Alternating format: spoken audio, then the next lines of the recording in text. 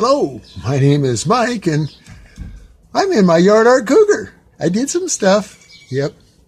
I got the door lock cylinders put in it, and now I can open and close and lock the doors. I can actually drive this car somewhere. Something we're not accustomed to. I mean, I'm used to just kind of looking at it in the yard. The other thing I did is I actually put some insurance on it. Anyway, this episode, well, I already had the lock cylinders out. I got them back from the locksmith. We're going to put those lock cylinders in and, do a little bit of work on the doors there, and we'll make this a good daily driver. So stick around. Somewhere in a dusty, dirty back alley in western Arizona, not far from historic Route 66, is an old fart trying to cram a square peg into a round hole. He'll work on anything, just as long as it's got at least 2 cool wheels.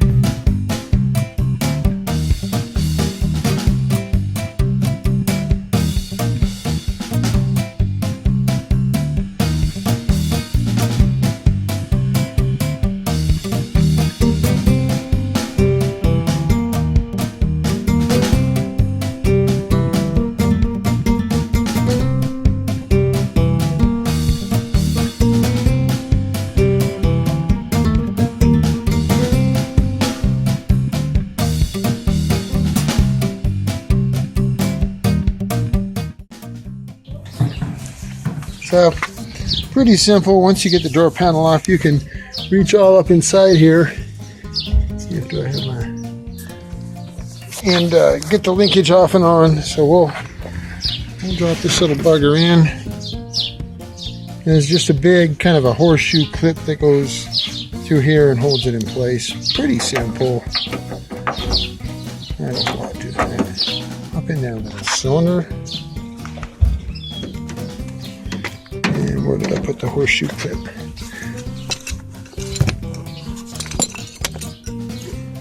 So this is what holds it. This just goes on the back side of it and locks it in against the door skin.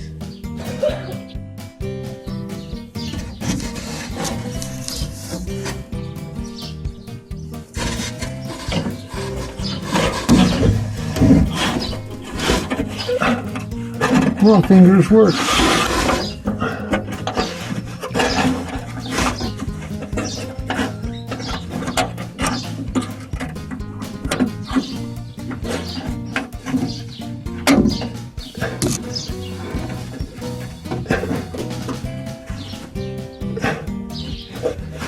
Shove it with a screwdriver, but it's almost there. And then you see the link is right here. It goes into the. Oh, it's hard to do this when you're holding a camera. Anyway, I think you get the idea. Not brain surgery.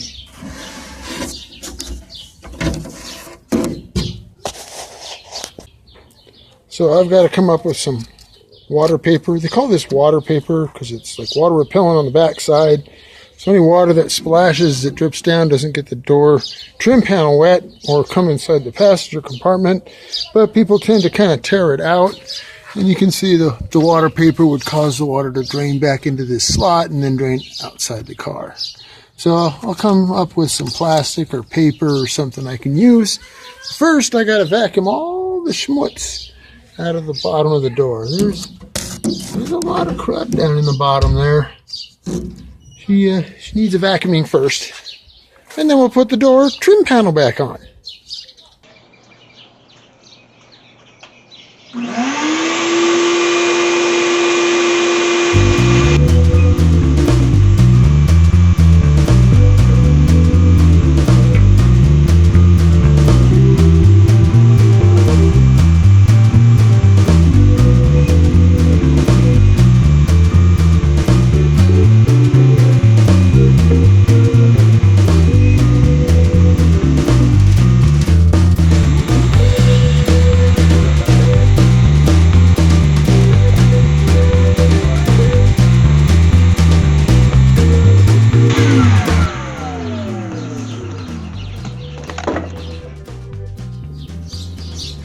And we're also going to put a trunk cylinder in it.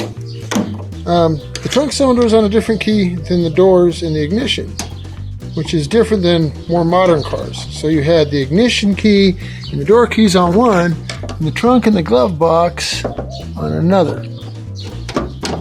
There we go.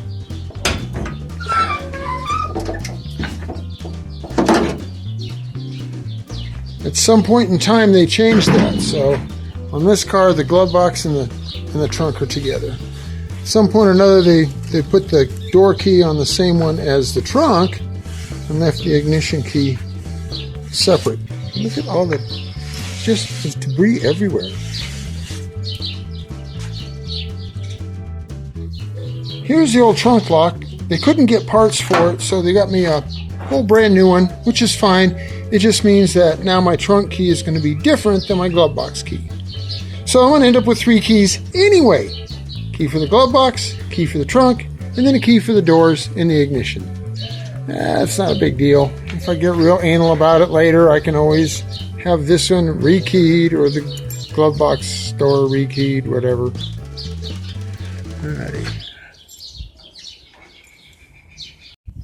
And it fits right into the notch in the sheet metal, like, oh, great. Looks like someone's taken a hole saw to it and actually cut the sheet metal of the trunk.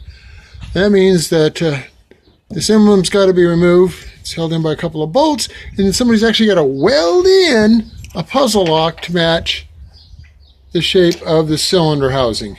Great. Well, that's going on a back burner. I'm just going to use some, El Cheapo bathroom, kitchen trash bags that I've separated the ends on. It's not ideal, but it's a layer. And of course, the wind is going to do everything it can to thwart me. I love living where I live, but the wind can be awfully annoying. Oh, this is not going to work. How am I going to do this? So annoying. Sketchy. I do such sketchy work. You guys didn't see this video.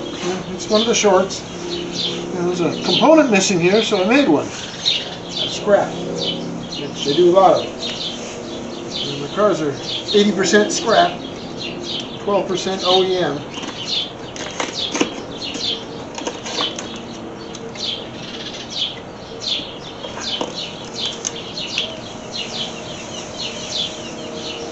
Work with me here or not?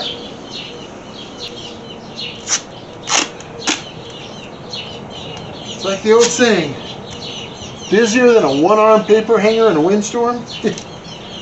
Boy, I sure identify with that character right about now. I got 2 arms. Oh, great. Now the shit's just nipping. Alright, fall back and regroup. Alright, I found another solution. A dog food bag. And that's a little heavier dutier, and it will deflect the water nicely, so it's just a little short. Needed to be a tad longer, but we'll make do. It'll suffice.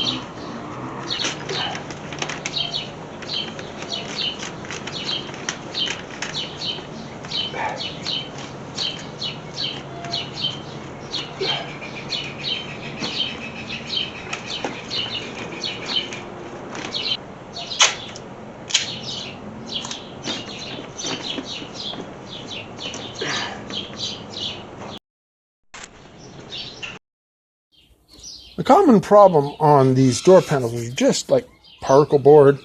If they get damp at all, which this has, they just disintegrate. And this is the clip that's supposed to attach it to the door. And it's supposed to slide through a hole here and into cardboard there. But of course, that cardboard is gone. There's nothing for it to lock onto. Now, if I put it down here, it'll attach to the door trim panel, but it no longer lines up with the hole in the door. So I got to make it connect someplace in this area. So I think I've come up with a solution. What I'm going to do, again, my cheap flashing is coming in so handy. I'm going to undo the door vinyl and slide this in between the cardboard and the upholstery right in that area there. And now I put my clippy in, it'll slide onto this and attach this. And because this is going to be on the other side of the particle board, it will hold the trim panel in place. There might be a slight bulge on the other side when I'm done, but at least the door panel won't be falling off and flopping around. Now I've stuffed a piece of that flashing in here already, so I can put one here. So there. Now, at least there's something to hold on to. Not sure how well this is going to work, but we're going to find out.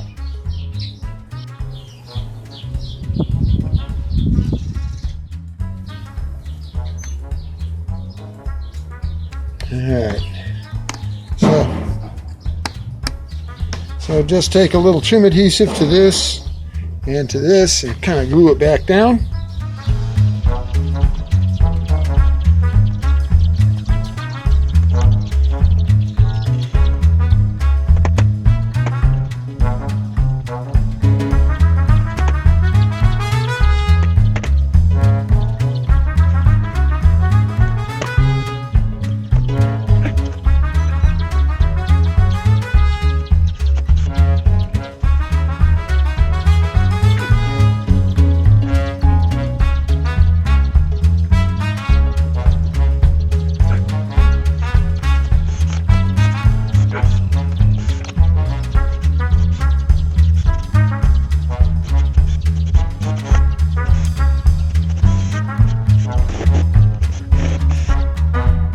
There it is.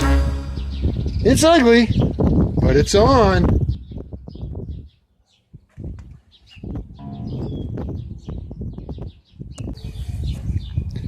Here we go, round two. I've applied the appropriate dog food bag, water paper to the car.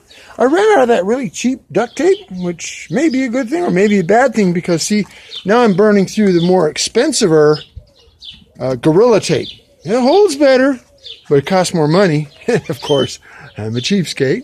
And then we did our little metal panel. I don't know if you can really see it here, but on this one, it was so much broken away, I had to put in a longer piece and actually kind of tape it to the cardboard so it doesn't, slip down when we go to put it on. And I did the same thing on this one. So I got a couple of anchor points in this corner, and then the rest of them are in place on this one. So should hold the door on pretty good. And there's the driver's side. She needs a little cleaning, flopping around on the roof and everything got dirty. But it's all back together. These doors are supposed to have a mat pocket there, and they're missing on both sides. Not too worried about that. Looks decent. Now the door locks work, so it's another step in the right direction. Oh, and I got to install this thing. Yeah, I took that out when I was doing the radio thing, so we'll put that back in too. But she doesn't work. That's because I broke it. Yeah, it's really brittle. I can get them online. They're about $40. Do I really want to spend $40? Do I really need that compartment? Probably not. Looks better than just a big hole there. Well, now that those door locks are back in place,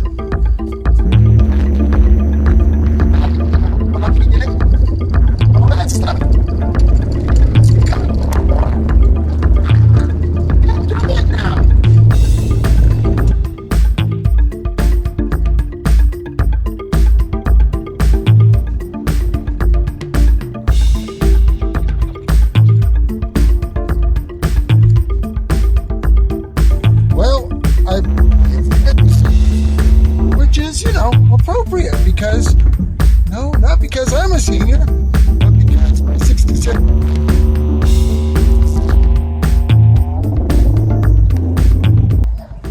Well, that's going to do it for this episode.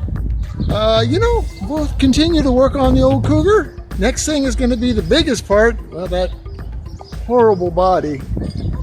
Yeah, we'll get it straightened out. Thanks for watching.